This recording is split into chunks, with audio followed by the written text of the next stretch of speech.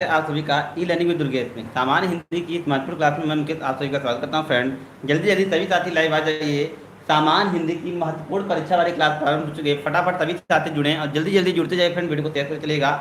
Question को class को प्रारंभ करते हैं। पूछा जा रहा है फ्रेंड, निम्नलिखित में से किस क्रम में पक्ष स्वर है। जी हाँ फ्रेंड, क्वेश्चन नंबर फर्स्ट हमारा है कि किस क्रम में पक्ष स्वर है।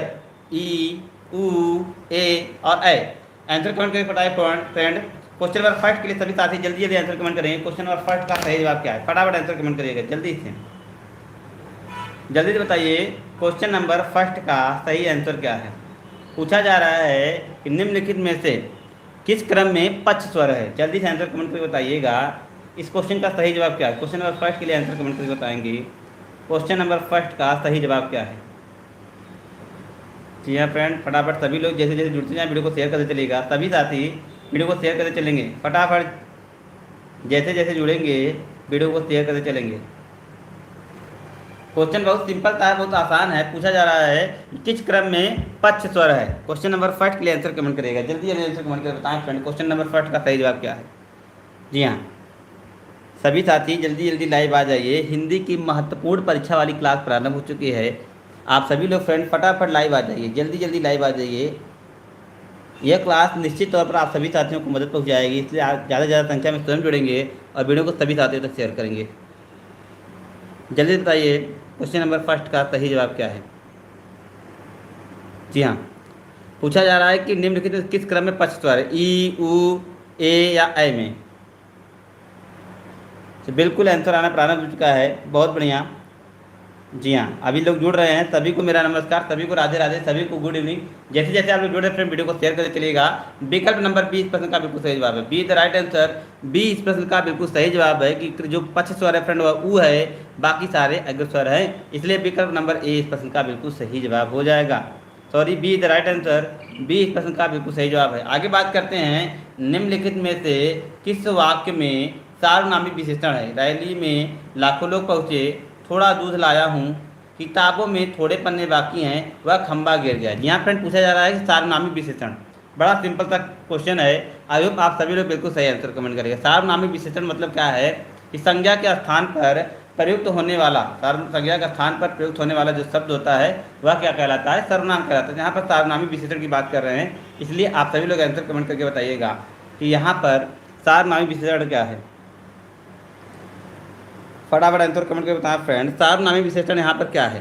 तो देखिए, वह खंबा यहाँ पर खंबा क्या है, वह खंबा जो है वह क्या है, सर्वनामिक है, सर्वनाम है, और वह खंबा आपका सार्वनामिक विशेषण हो जाएगा। इसलिए विकल्प नंबर डी इस प्रश्न का बिल्कुल सही जवाब हो जाएगा। D is the right answer. D इस प्रश्न का बिल्कुल सही जवाब है। डी कमेंट करने वाले सभी साथियों के जवाब सही हैं। फटाफट सभी साथी एक बार पुनः वीडियो को शेयर कर देंगे जल्दी से सभी लोग वीडियो को शेयर कर देंगे।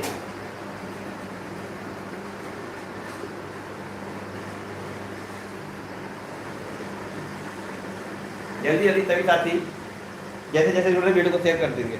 आगे बात करेंगे क्वेश्चन नंबर थर्ड की, पाप का घड़ा भरना। जी हाँ फ्रेंड, पाप का घड़ा भरना मुहावरे का सही अर्थ क्या है। पाप की पराकाष्ठा होना, पाप का उदय होना, पाप का माना या पाप का मोल लेना। बताएं फ्रेंड, आंसर कमेंट करिएगा क्वेश्चन नंबर थर्ड के लिए कि पाप का घड़ा भरना इस मुहावरे का अर्थ क्या होता है। बहुत सिंपल सा क्वेश्चन है फ्रेंड। कहते हैं ना कि पाप जब अपनी सीमा को प्राप्त कर लेता है, अपनी सीमा से हद बढ़ जाता है, तो उसी कहते हैं ना कि पाप का घड़ा भरना। इसलिए विकल्प नंबर ए इसका बिल्कुल सही जवाब हो जाएगा कि पाप की पराकाष्ठा होना।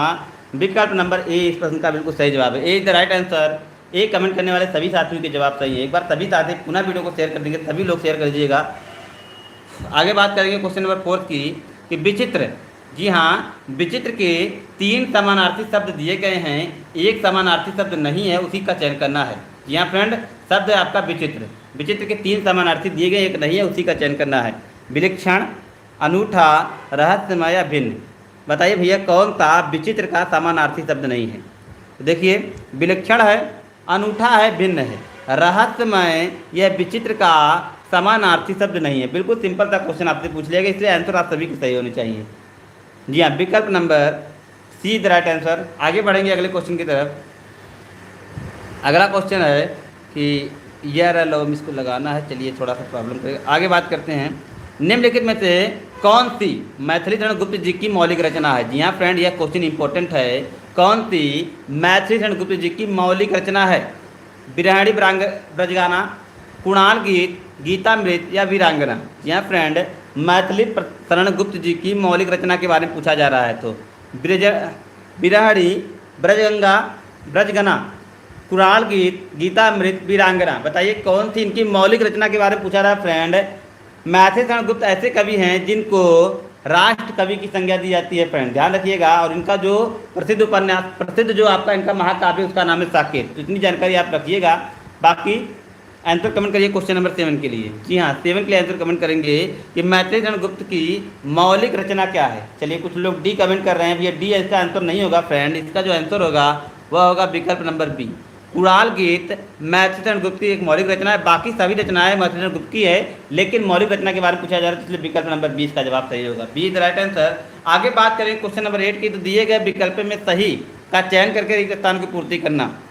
अगर विद्यार्थी स्पेस होंगे तो देश का भविष्य स्पेस होगा। अक्लमंद और तेज होंगे तो देश का भविष्य तेज, मतलब अक्लमंद होंगे तो देश का भविष्य तेज होगा, या निडर होंगे तो उत्साही होगा, अचेत होंगे तो गर्मिया में होगा, आदर्शवादी हो तो उज्जवल होगा। अरे भैया, बिल्कुल साफ पानी की तरह क्वेश्चन दिख रहा है। आई होप सभी के जवाब सही होने चाहिए भैया, क्योंकि जब अगर विद्यार्थी आदर्शवादी होंगे तभी तो देश का भविष्य उज्जवल होगा। विकल्प नंबर डी कमेंट आ रहा, बहुत बढ़िया, सभी के जवाब सही हैं। सभी लोग, जितने भी लोग लाइव जुड़े हुए हैं, प्रत्येक क्वेश्चन के लिए अपने अपने आंसर कमेंट सेक्शन में टाइप करेंगे, क्योंकि आप सभी लोगों के आंसर जो है काफ़ी हद तक सारी चीज़ें क्लियर करते हैं कि आप सभी क्या डाउट है, क्या चीज़ें आपको और अच्छी तरीके से तैयार करनी है। आगे बात करेंगे, आसमान का रंग नीला है, विशेष पहचानिए। इस वाक्य में विशेष की पहचान हमको करनी है। क्या रंग होगा, क्या आकाश आसमान होगा, क्या नीला होगा या आकाश होगा? तो भैया विशेष क्या होता है? जिसकी विशेषता बताई जा रही है, जिसके बारे में बातें कही जा रही है, जिसकी विशेषता बताई उसे ही तो विशेष होता है। तो यहाँ पर किसके बारे में बात हो रही है? आप सभी लोग समझ गए हैं कि बात किसके बारे में हो रही है। तो आसमान के बारे में हो रही है। भैया कौन का, किसका रंग नीला है? आसमान का रंग नीला है, तो जाहिर सी बात है आसमान ही होगा। बहुत बढ़िया, बिल्कुल B is the right answer. बात करेंगे क्वेश्चन नंबर 10 की। अब क्वेश्चन नंबर 10 में क्या कह रहे हैं फ्रेंड? कह रहे हैं कि दिए गए विकल्पों में अनुकूल का विलोम आपको बताना है। क्वेश्चन को थोड़ा देखिए, विरुद्धार्थी, जी हाँ, विरुद्धार्थी शब्द कौन सा है? तो यहाँ पर पूछा गया, सीधा सीधा बात है कि अनुकूल का विलोम क्या है। तो अनुकूल का विलोम प्रतिलोम होता है, आप सभी को पता है। अनुकूल का विलोम प्रतिलोम होता है, इसलिए विकल्प नंबर ए इस प्रश्न का बिल्कुल सही जवाब हो जाएगा। आगे बात करेंगे, जी हाँ, आगे बात करेंगे क्वेश्चन नंबर 11 की। सही कहावत को पहचानिए। नाच न जाने वादन टेढ़ा, नाच न जाने आंगन टेढ़ा, यही पे भैया, नाच न जाने आंगन टेढ़ा। काम न जाने आंगन टेढ़ा, नाम न जाने आंगन टेढ़ा नहीं, नाच न जाने आंगन टेढ़ा, यही बिल्कुल सही मुहावरा है। नाच न जाने आंगन टेढ़ा कहने का मतलब फ्रेंड कि किसी भी कार के विषय में आपको संपूर्ण जानकारी नहीं है, लेकिन फिर भी आप क्या रहे हैं, उस काम को न करने के लिए बहाने आप बना रहे हैं, इसलिए विकल्प नंबर 20 का बिल्कुल सही जवाब हो जाएगा। बात करेंगे क्वेश्चन नंबर 12 की कि हिंदी वर्णमाला में अ और अह है, अंग और अह किस प्रकार के वर्ण हैं? स्वर हैं, व्यंजन है, अयोगवाह है, सही व्यंजन। तो आप सभी को पता होगा, ये एवरग्रीन क्वेश्चन है कि हिंदी वाला में अ और अह अयोगवाह है, या न तो स्वर हैं न तो व्यंजन है, इसीलिए इन्हें अयोगवाह कहा जाता है। तो विकल्प नंबर सी आप सभी का जवाब सही होगा। विकल्प नंबर सी सभी साथियों के जवाब सही होंगे। जी हाँ, कुछ साथी कमेंट करें सर वीडियो साफ नहीं दिख रहा है, तो आप लोग एक बार वीडियो की क्वालिटी चेक कर लीजिएगा, कितने पे आप लोग देख रहे हैं। हो सकता है नेटवर्क इशू हो सकता है, बट यहाँ से तो सारी चीज़ें सही हैं। फिलहाल देख लीजिएगा आप लोग।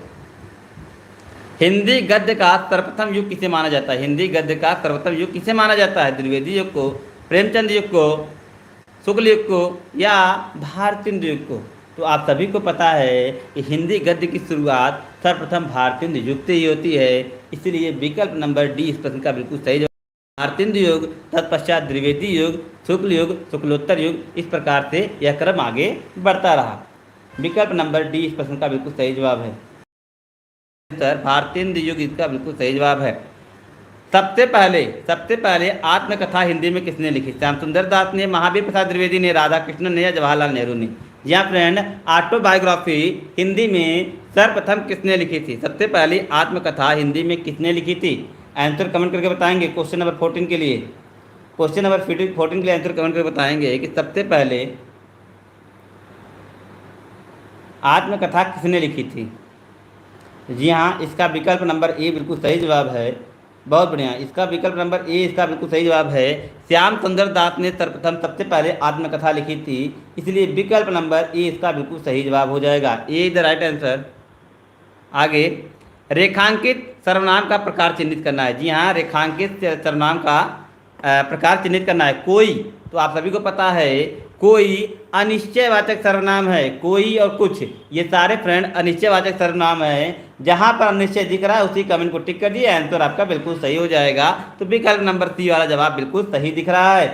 आगे, त का उच्चारण स्थान है, तो भैया क का उच्चारण स्थान कंठ, च वाले वर्ग का उच्चारण स्थान तालव्य, त वाले का मूर्धन्य और त वाले का मूर्धन्य और त वाले का दंत होता है। जी हाँ फ्रेंड, त वाले का जो उच्चारण स्थान होता है दंत होता है। कंठ से क वर्ग का, तालु से च वर्ग का, मूर्धा से ट वर्ग का और दंत से त वर्ग का उच्चारण स्थान होता है, इसलिए विकल्प नंबर, जी हाँ, विकल्प नंबर डी इसका बिल्कुल सही जवाब हो जाएगा।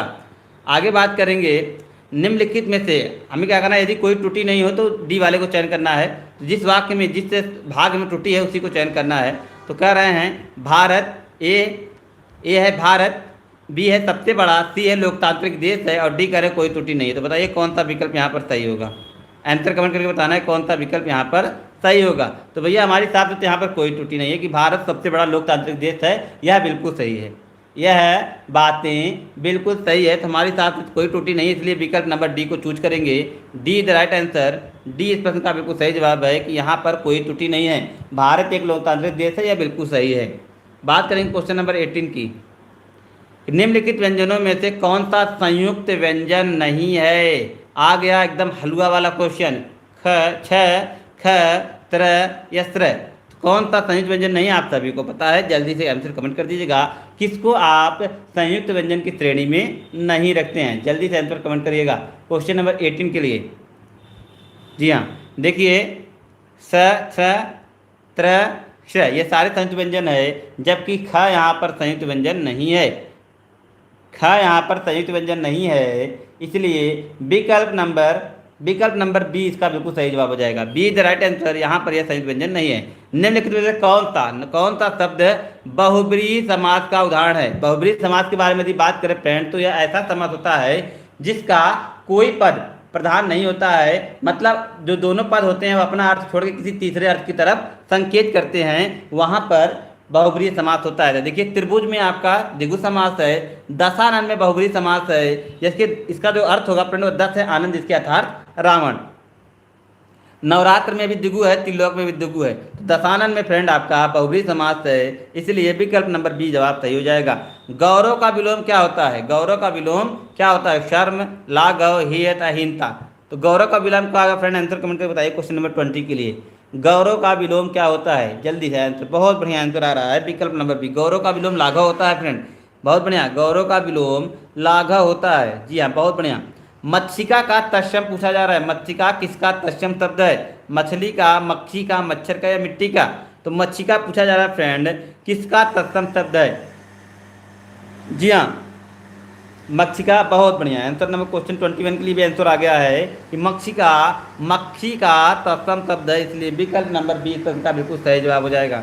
B the right answer. मच्छी का तत्सम शब्द है।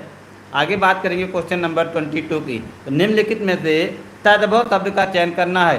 तद्भव शब्द का हस्त, हस्ती, हींग, हीरक। कौन सा तद्भव शब्द है, आंसर कमेंट करके बताइए कौन सा तद्भव शब्द है। देखिए हस्त, हस्ती, हीरक, ये सारे तत्सम शब्द है। हींग यहाँ पर तद्भव शब्द है फ्रेंड, हींग यहाँ पर तद्भव शब्द है, इसलिए विकल्प नंबर सी इसका जवाब सही हो जाएगा। परा उपसर्ग का अर्थ होता है भीतर, उल्टा, बाहर या आसपास। आंसर कमेंट कर बताएं फ्रेंड कि परा उपसर्ग का अर्थ क्या होता है, जल्दी से बताइएगा। परा उपसर्ग का अर्थ क्या होता है। जी हाँ, जैसे जय है, जय का उल्टा क्या होता है, पराजय। तो इसलिए फ्रेंड पराजय जो होता है, परा जो होता है वो उल्टा होता है, उसका जो अर्थ होता है फ्रेंड उल्टे के सेंस में होता है, इसलिए विकल्प नंबर सी को हम चूज करेंगे, जवाब हमारा सही है। C is the right answer. B इस क्वेश्चन का बिल्कुल सही जवाब है। आगे फ्रेंड करेंगे, कुंडलिया किन दो छंदों से मिलकर बना है। कुंडलिया किन दो छंदों से मिलकर बना है। सोठा रोला, रोला सोठा, दोहा रोला, दोहा चौपाई या सोठा, दोहा और सोठा। यह बड़ा ही इंपॉर्टेंट क्वेश्चन है फ्रेंड, बड़ा ही महत्वपूर्ण क्वेश्चन है कि कुंडलीय छंद किन दो छंदों से मिलकर बना है। आप सभी को तो ज्ञात होगा, मैंने बताया ही है कि दोहा और रोला, दोहा और रोला मिलकर कुंडलीय छंद का निर्माण करते हैं, इसलिए विकल्प नंबर बी हमारा जवाब सही हो जाएगा। बहुत बढ़िया। अगला क्वेश्चन एकदम एवरग्रीन क्वेश्चन है, बार बार परीक्षा में पूछा जाता है। आई होप ये क्वेश्चन तो आपका गलत नहीं होगा कि भारतीय संविधान में हिंदी भाषा को मान्यता कब प्रदान की गई। तो मैंने बार बार आपसे बताया है कि 14 सितंबर 1949 को हिंदी को राजभाषा के रूप में मान्यता मिली थी। अनुच्छेद 343 से लेकर 351 तक हिंदी का उल्लेख है। जी हाँ, विकल्प नंबर ए इस प्रश्न का बिल्कुल सही जवाब है। आगे पयोधि समानार्थी शब्द फ्रेंड, पयोधि समानार्थी शब्द, ये धी वाला जहाँ आपको दिख जाए, जलधि, पयोधि, वारिधि, ये सारे फ्रेंड समुद्र को डिनोट करते हैं, ये सारे समुद्र को डिनोट करते हैं, सागर को डिनोट करते हैं। इसलिए विकल्प नंबर डी वाला जवाब बिल्कुल सही है। ये कोड पकड़िएगा, यदि द होगा तो बादल होगा, ज होगा तो कमल होगा और धी होगा तो समुद्र होगा। इसलिए विकल्प नंबर डी जवाब बिल्कुल सही है। तथापि, तथापि का संधि विच्छेद है, तथापि का संधि विच्छेद है, तथा धन अपि, तथा धन अपि वाला विकल्प कहाँ दिख रहा है? तो विकल्प नंबर सी है। विकल्प नंबर सी जवाब सही हो जाएगा। तथा धन अपि द राइट आंसर, तथा धन अपि इसका जवाब बिल्कुल सही है। जी हाँ, वृद्ध संधि है। आगे तैत्व शब्द, तैत्व शब्द से बना संज्ञा शब्द है, भाववाचक, जातिवाचक, व्यक्तिवाचक या पदार्थवाचक। जी हाँ फ्रेंड, तैत्व, जी हाँ तैत्व शब्द बना संज्ञा शब्द है। आंसर कमेंट करके बताइएगा क्वेश्चन नंबर 28 के लिए। क्वेश्चन नंबर 28 के लिए जल्दी जल्दी आंसर कमेंट करेंगे। तैत्व शब्द किस प्रकार से शब्द से बना है? आंसर कमेंट करके बताइएगा भाई, तैत्व शब्द किस प्रकार से बना है? बहुत बढ़िया। जी हाँ, भाववाचक, भाववाचक इज द राइट आंसर। भाववाचक बिल्कुल सही फ्रेंड। तैत्व शब्द जो बना है वह भाववाचक संज्ञा से बना है, इसलिए विकल्प नंबर ए इस क्वेश्चन का बिल्कुल सही जवाब है। क्योंकि फ्रेंड तैत्व होता है एक भाववाचक होता है, एक भाव होता है। दृग उजरत दूटत कुटुम, जुरत चतुरचित प्रीति, पर गाठी दुर्जन हिये दही नहीं यही रीत। इस पंक्ति में फ्रेंड, इस पंक्ति में हमको जो बनाना है, असंगति है, संदेह है या प्रतीप है या उत्प्रेक्षा है, किस अलंकार के यहाँ पर जो है बोध हुआ है? पुनः देखेंगे, दृग उजरत तूटत कुटुम, जुरत चतुरचित प्रीति, परत गाठ दुर्जन हिये दही नहीं यही रीत। आंसर कमेंट करिए क्वेश्चन 19 के लिए, सॉरी 29 के लिए, कौन सा यहाँ पर विकल्प हमारा सही होगा? असंगति है, संदेह है, प्रतीप है, उत्प्रेक्षा है। बताइए फ्रेंड, क्वेश्चन नंबर 29 के लिए आंसर कमेंट करिएगा। जी हाँ, सी कमेंट कर रहे हैं, प्रतीप नहीं होगा फ्रेंड, यहाँ पर असंगति अलंकार होगा। विकल्प number A is the right answer. A इस क्वेश्चन का बिल्कुल सही जवाब है, यहाँ पर असंगति होगा। ए इस क्वेश्चन का बिल्कुल सही जवाब है। बात करेंगे एवरग्रीन क्वेश्चन, आगे यहाँ पर कवि का स्त्रीलिंग पूछा गया है। काफ़ी परीक्षा में यह अब बार बार पूछे जाने लगा है, इसलिए आपको इसका आंसर तो निश्चित तौर पर पता होना चाहिए। कवि का विलोम क्या है? बहुत बढ़िया, आंसर बहुत सही आ रहा है, कवित्री। कवित्री द राइट आंसर। कवित्री इस क्वेश्चन का बिल्कुल सही जवाब है। विकल्प नंबर डी इस प्रश्न का बिल्कुल सही जवाब है। जी हाँ फ्रेंड, ये था आज का आपका कंप्लीट क्लास। आई होप आप लोगों ने क्लास को एंजॉय किया होगा। तो आप सभी लोग वीडियो को ज़्यादा से ज़्यादा शेयर करिएगा। क्वेश्चन के अंत में, वीडियो के अंत में आप सभी लोग अपने स्कोर कमेंट करिए, कितने क्वेश्चन आपने सही अटेम्प्ट किए हैं। मिलते हैं आपसे अगले लेक्चर में, तब तक के लिए best of luck, thank you, good bye.